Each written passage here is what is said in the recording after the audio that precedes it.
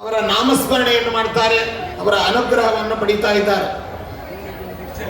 ನಮ್ಮ ಕನ್ನಡದ ಕಣ್ಮಣಿಗಳಂತೆ ಎಲ್ಲರ ಹೃದಯದಲ್ಲಿ ರಾಘವೇಂದ್ರ ಸ್ವಾಮಿಗಳವರ ಬಗ್ಗೆ ಮನೆಯೇ ಮಂತ್ರಾಲಯ, ಮನಸ್ಸೇ ದೇವಾಲಯ ಎಂಬುದಾಗಿ ಗೊತ್ತಾಗ್ತಾ ಇದೆ.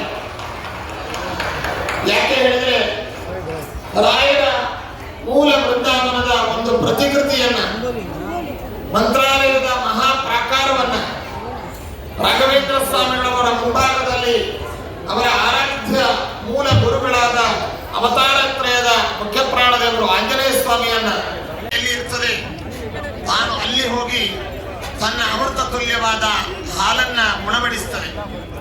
ತಾನು ತಿನ್ನುವುದು ಹುಲ್ಲಾದರೆ ಆ ಹುಲ್ಲನ್ನ ಎಲ್ಲರಿಗೂ ಹೇಗೆ ಆ ಹಾಲನ್ನು ಉಣಬಡಿಸುವ ಆ ಕಾಮಧೇನುವೋ ಅದೇ ರೀತಿಯಾಗಿ ರಾಘವೇಂದ್ರ ಸ್ವಾಮಿಗಳವರು